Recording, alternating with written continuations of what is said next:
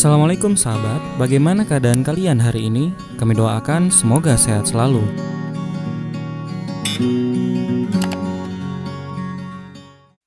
Kita sudah bahas tentang utang Indonesia sebesar 6.000 triliun rupiah. Sebenarnya siapa yang kasih utang? Orang awam pasti ngiranya yang ngasih utang itu negara-negara maju. Yang ngasih utang itu pasti Amerika, atau Jepang, atau Cina. Bukan. Coba kita lihat data resmi. Negara Amerika itu utangnya 67 kali Indonesia. Negara Cina utangnya hampir 20 kali Indonesia. Jepang utangnya 35 kali Indonesia. Gak usah lihat GDP, itu indikator palsu karena termasuk pendapatan perusahaan-perusahaan asing yang ada di negara tersebut. Saya lihat pemirsa kita juga banyak yang dari Malaysia. Halo pemirsa Malaysia, utang Anda 696 miliar ringgit atau sekitar 2.400 triliun rupiah. Dibagi 32 juta penduduk, tiap orang Malaysia utang hampir 22.000 ringgit atau sekitar 76 juta rupiah. Jadi, tiap ada orang Malaysia lahir, selamat datang di negara Malaysia. Kamu utang 22.000 ringgit atau 76 juta rupiah. Tiap bayi yang lahir langsung utang. Kita semua adalah korban dari kezoliman yang sama, nekolim, neokolonialisme dan imperialisme. Seluruh dunia utang pada para bankir elit 72,7 triliun dolar atau sekitar 1.033.000 triliun rupiah. 1.000 triliun itu disebut 1 kuadriliun. 1 juta triliun disebut 1 kuintiliun. Pasti orang nggak pernah dengar kuintiliun. Satuannya aja nggak pernah dengar, apalagi ngitung duitnya.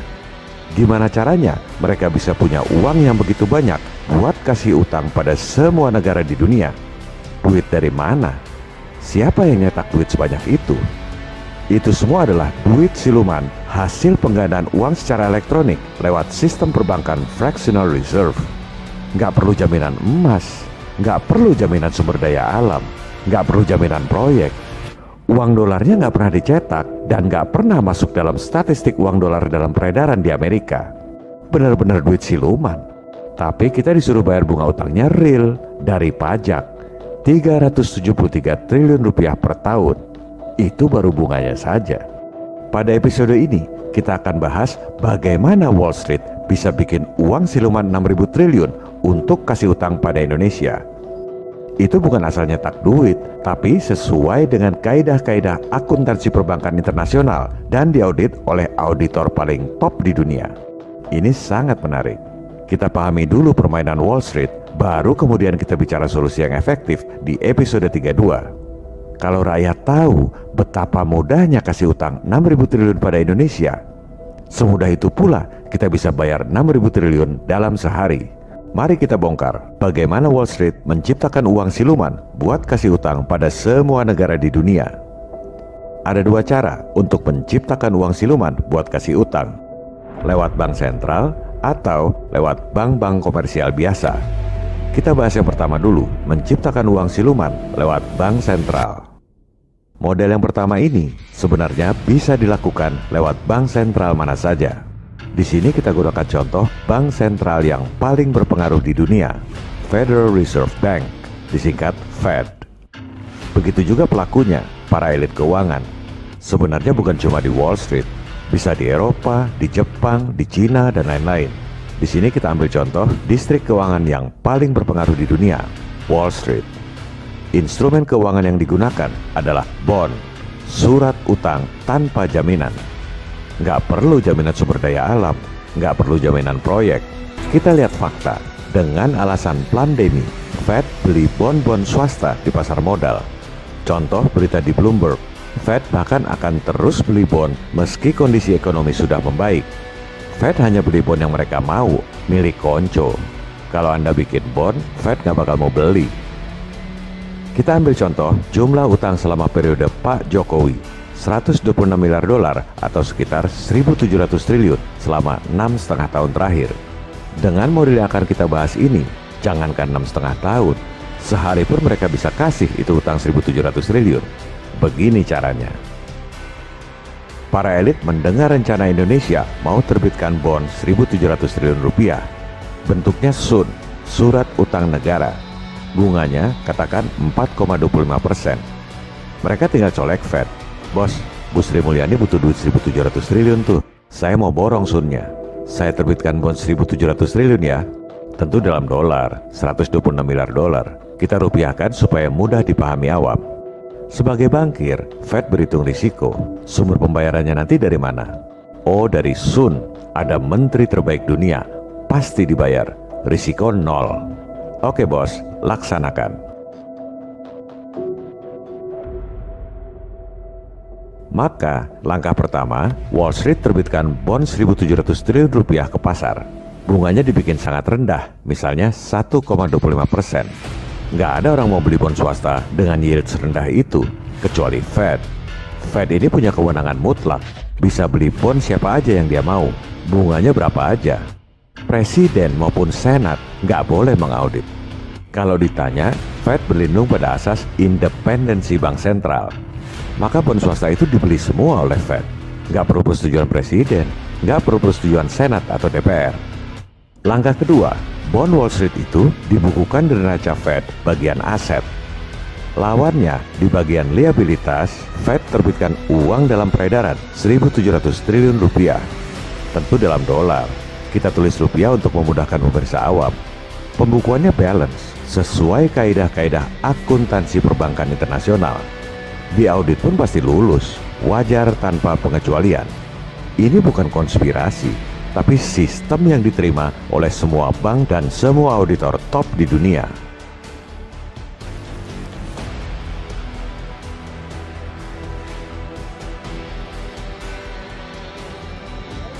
Coba kita lihat laporan keuangan Fed.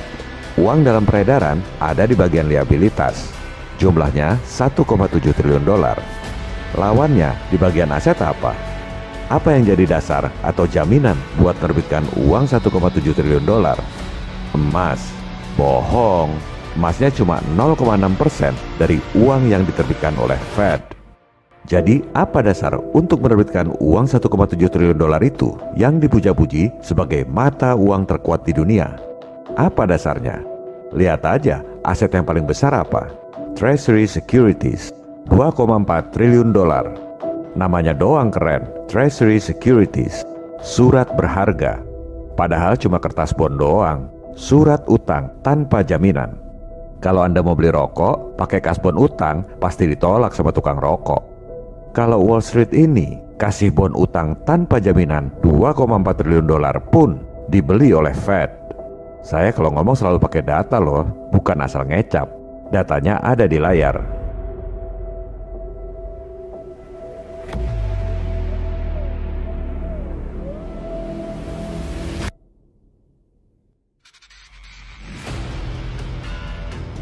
Kita kembali pada skema bagaimana Wall Street menciptakan uang siluman buat kasih utang 1.700 triliun selama periode Pak Jokowi. Tadi kita sudah bahas, langkah pertama, Wall Street terbitkan bond 1.700 triliun dengan bunga rendah, dibeli oleh Fed. Surat utang tanpa jaminan itu oleh Fed dibukukan sebagai aset. Berdasarkan aset surat utang itu, Fed terbitkan uang 1.700 triliun rupiah, tentu dalam dolar. Jadi, uang dolar yang kita utangi itu sebenarnya cuma hasil permainan debit kredit perbankan. Ini bukan konspirasi, tapi sistem yang diterima oleh semua auditor paling top di dunia. Langkah keempat, uang siluman 1.700 triliun itu oleh Fed diberikan pada Wall Street. Kemudian, uang siluman 1.700 triliun itu digunakan oleh Wall Street buat beli Sun. Pemerintah terima uang hasil penjualan Sun itu 1.700 triliun. Pemerintah happy. Media-media memuji Menteri Sri Mulyani berhasil menerbitkan bond terbesar dan terlama sepanjang sejarah Republik Indonesia. Langkah berikutnya, Bu Menkyu bayar bunga utang. Bunganya aja tiap tahun, utang pokoknya nggak perlu dibayar dulu. Katakan bunganya tadi 4,25%. Jadi, Bu Menkyu bayar 72,2 triliun rupiah setiap tahun. Wall Street terima bunga 4,25% itu. Yang 1,25% back to back dibayar ke Fed. Fed happy dong, terima pembayaran bunga dari Wall Street 21,2 triliun rupiah setiap tahun. Modal dengkul. Wall Street pegang marginnya, Selisih antara 4,25% yang dibayar oleh Bu Menkyu dikurangi 1,25% biaya bunga ke Fed. Wall Street dapat margin 3%, 51 triliun rupiah setiap tahun. Modal dengkul. Skema ini semuanya wajar tanpa pengecualian menurut auditor paling top di dunia. Melihat begini, berarti siapa yang pintar dan siapa yang bodoh? Padahal itu cuma ilustrasi, bayar bunga 72,2 triliun per tahun. Kenyataannya, kita harus bayar bunga utang 373 triliun rupiah setiap tahun. Mohon Bapak Ibu anggota Dewan yang terhormat bertanya pada hati nurani, pantas nggak rakyat dipajaki tinggi buat bayar bunga utang 373 triliun tiap tahun, padahal itu utang siluman. Tadi di awal kami katakan bahwa ada dua cara untuk menciptakan utang siluman. Sekarang kita bahas cara yang kedua, yaitu melalui bank-bank komersial biasa. Secara umum skemanya hampir sama, bahkan bunganya pun sama. Bank komersial itu yang penting pembayarannya aman dan bunganya di atas bunga deposito. Di Amerika, bunga deposito itu cuma sekitar 0,5%. Jadi kalau Wall Street tawarkan bond 1,25%, pembayarannya aman karena back to back dibayar oleh negara pengutang. Bank masih untung 0,75%. Lebih besar untungnya dari yang punya duit, cuma dapat 0,5%. Bedanya hanya di pembukuan neraca. Bank-bank komersial itu nggak boleh bukukan uang dalam peredaran. Bank terima deposito dibukukan di bagian liabilitas. Lawannya adalah kas di bagian aset. Kalau nggak disalurkan sebagai kredit, banknya rugi karena harus bayar bunga deposito. Apalagi deposito hasil bailout 29 triliun dolar akibat krisis subprime lending tahun 2008. Duit itulah yang dipakai buat kasih utang pada semua negara di dunia. Bank tinggal pindahkan dari kas ke bond, sama-sama di bagian aset. Pembukuannya pasti balance. Di audit pun sudah pasti wajar tanpa pengecualian. Cara kedua ini yang sebenarnya lebih banyak dilakukan. Fed memang terbitkan uang baru untuk kasih utang pada pemerintah Amerika. Kalau untuk kasih utang pada Indonesia, Fed nggak perlu terbitkan uang baru. Cukup pindahkan dari aset kas ke aset bond, sama persis dengan bank-bank komersial ini. Sisanya semua sama, dari bunga utang 373 triliun tiap tahun yang dibayar oleh Indonesia, Wall Street dapat duit sekitar 263 triliun rupiah setiap tahun selama 30-50 tahun. Bank-bank komersial dapat duit 110 triliun rupiah dipotong buat bayar deposito nasabah, bank masih untung sekitar 66 triliun rupiah tiap tahun selama 30-50 tahun dan bisa diperpanjang.